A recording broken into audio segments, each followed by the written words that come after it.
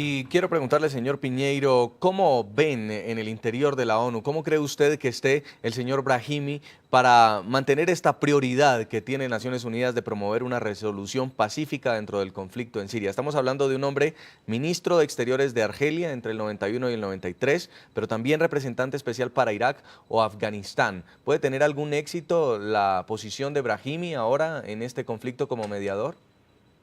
Não, eu queria primeiro dizer que não é exato dizer que é um fracasso rotundo de Nações Unidas. Sí. E nessa crise não há inocentes. Em primeiro lugar, é o governo Assad e os grupos rebeldes e o Exército Livre de Síria que não colaboraram para a cessação da violência.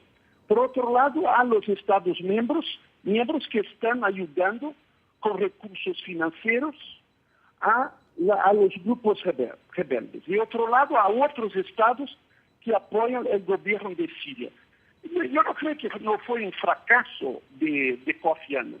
Fue un fracaso colectivo de los estados miembros que no tuvieron la condición de apoyar y atender a la realización de los 6 puntos como uno de los colegas mencionó. Entonces no es la ONU que fracasó. El problema, como digo, en esa guerra nadie es inocente. Todos tienen responsabilidad. Y yo creo que Brahimi tiene un currículo extraordinario, es un negociador muy capaz. Y claro, no puedo decir que todo va a tener condiciones de traer la paz, pero yo creo que es una escuela excelente y espero que los miembros permanentes de la ONU no hagan lo mismo que hicieron con Kofi Annan y verdaderamente cooperen y trabajen junto con ellos. Gracias, señor Paulo Sergio Piñeiro, por habernos acompañado aquí en el programa La Noche. Muchas gracias por haber participado, fue un gran placer. Quiero preguntarle en Londres, señor Sehadi, ahí escuchaba usted ya el representante de Naciones Unidas, pues cómo manifestaba también su molestia, porque dice, no se trata de un fracaso, se trata de que no cooperaron los rebeldes y Bashar al-Assad para llegar a la solución del conflicto. Bueno, yo creo que esa era la base del plan de Annan, y esa base no falló del todo. Lo que uno tiene que tener cuidado es cómo definimos lo que está pasando en Siria en este momento. No es una guerra civil, no es un conflicto entre partes, es una revuelta contra el régimen. Y el régimen ha perdido poder y debe haber una transición. Debe hacerse claro esto. Lo que está pasando en Siria es de una manera extremadamente simple, no es muy complicado. Lo que es complicado es que Washington tiene una posición mucho más compleja que Siria y no está tomando una decisión. Lo que es más complicado es lo que está pasando en el Consejo de Seguridad. Es muchísimo más complejo que la situación actual en Siria. Debe haber una decisión, porque lo que está ocurriendo en el terreno es un escenario de guerra. El mejor escenario es que haya una iniciativa diplomática que incluya a Rusia y donde ellos puedan decirle al Assad que su tiempo ha terminado y que se haga a un lado. El mejor escenario es que fuera de la comunidad, de las Naciones Unidas, la comunidad internacional actúe y ayude a proteger la población en Siria. La peor opción es lo que tenemos ahora. Operaciones militares, el ejército de los rebeldes, que de una u otra manera tienen que actuar. Estamos creando más obstáculos para el periodo de transición. Tenemos un problema en el que básicamente el régimen de al-Assad podría llegar a un fin y que la transición tiene que llegar pronto o tarde, porque esta situación, mientras continúe, será más compleja. Profesor Peckel, el escenario ideal, por supuesto, es una salida diplomática, pero tampoco podría dejarse de contemplar una teoría de que los rebeldes o el régimen ganen militarmente este conflicto. Mire, salida diplomática ya no hay. Y es que desde que comenzaron las revueltas, porque así como dijo el panelista, eso fue una revuelta contra el régimen del Assad usó una represión tal que inmediatamente cerró todas las puertas a cualquier salida pacífica, negociada, donde él podía, porque al-Assad tenía en aquel momento quizás la credibilidad suficiente para comenzar una transformación democrática, por lo menos la tuvo al momento de llegar al poder en el año 2000. Él militarizó el conflicto, esa fue su estrategia.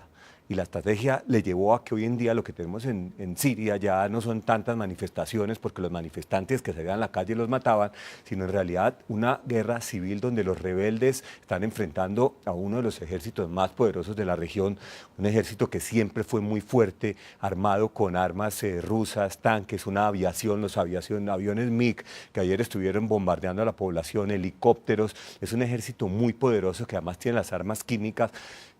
Por lo tanto, en la medida que no haya ninguna intervención de la comunidad internacional, podemos estar hablando de un conflicto largo que va a durar y durar y durar, con batallas en Damasco, luego en Alepo, luego en Dera, luego en Homs, luego en Homa, y vuelve y juega una especie de conflicto donde no haya una solución militar. Con esto nos vamos a una primera pausa en el programa La Noche. Ya regresamos para seguir debatiendo nuestro tema de hoy. 19 meses de guerra en Siria y aún no hay una solución negociada al conflicto. Ya volvemos. Expo Camacol 2012, 22 al 25 de agosto, Plaza Mayor, Medellín, Colombia. Informes en www.expocamacol.com.